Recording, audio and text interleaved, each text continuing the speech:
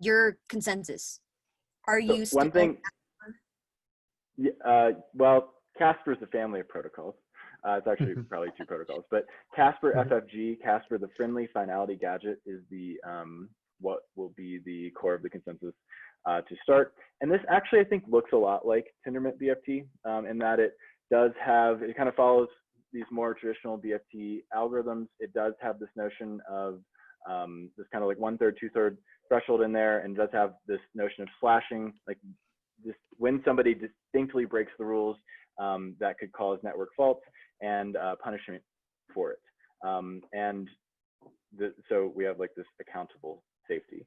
I think, and I meant to bring this up when I talked about Cosmos earlier, I think there's probably a number of small differences, certainly is, but I think one of the big things is that Casper FFG, we would say, favors liveness over safety, and so the chain can continue to be built without it necessarily being finalized. Whereas Cosmos, and correct me if I'm wrong, generally like has these like units of time where it's like, we're all going to figure this out and we're going to finalize this and then we're going to move on.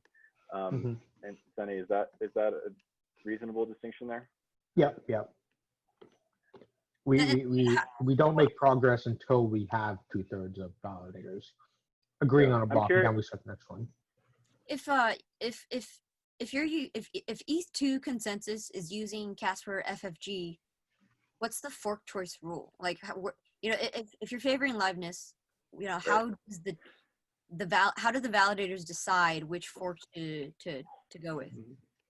So what we use is a modified, to our specific application version of Ghost, which is greediest, heaviest observed subtree, in which, so we have what we've finalized, call that some block here, and then we have a chain that's built on it. Generally, this is not a very fork-filled chain, but in the event that it was, and you might have a couple of different branches that you have to decide from, validators are constantly making these like votes on the head of the chain, and those votes recursively give weight to all prior blocks. And so essentially, I start from where I'm finalized, and I just follow the heaviest blocks with respect to these like branch votes, and that algorithm allows me to find the head that is then built beyond what has been finalized. And there's a number of reasons that we've chosen to follow this like kind of safety, liveness favoring. One of which is I think primarily it kind of fits into this notion of what a blockchain is to users today, which is like this highly available, continually to build thing.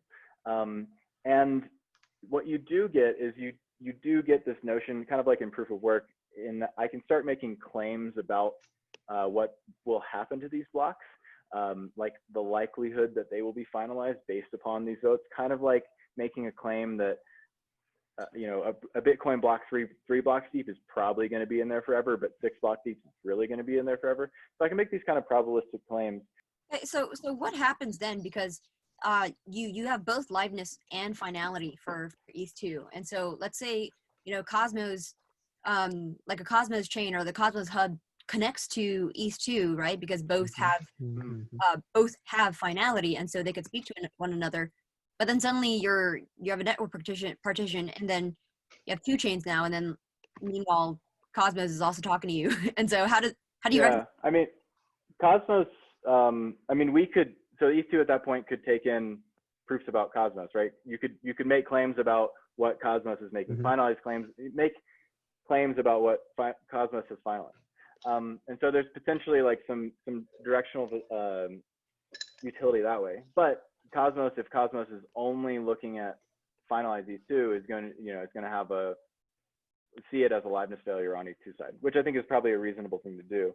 You could potentially try to make like probabilistic claims about the fork choice and things, but it's probably not the path to go. I know that I'm pretty sure Cosmos is looking into supporting, and maybe already does support proof of work chains, right?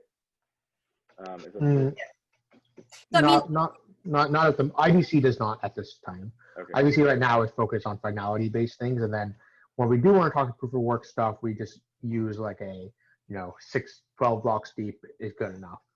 Yeah. Okay. So you could like begin to make those types of claims, and people could use them if they felt like it. Similarly, if the ETH2 chain continued to be built and was not being finalized, I could also like locally make decisions if I felt that they were safe enough. And that's also one of the design considerations there, is like a live chain can simulate a safe chain, whereas a safe chain can't simulate a live chain. And so we kind of consider it the more powerful of the two, but there's a number of trade-offs here.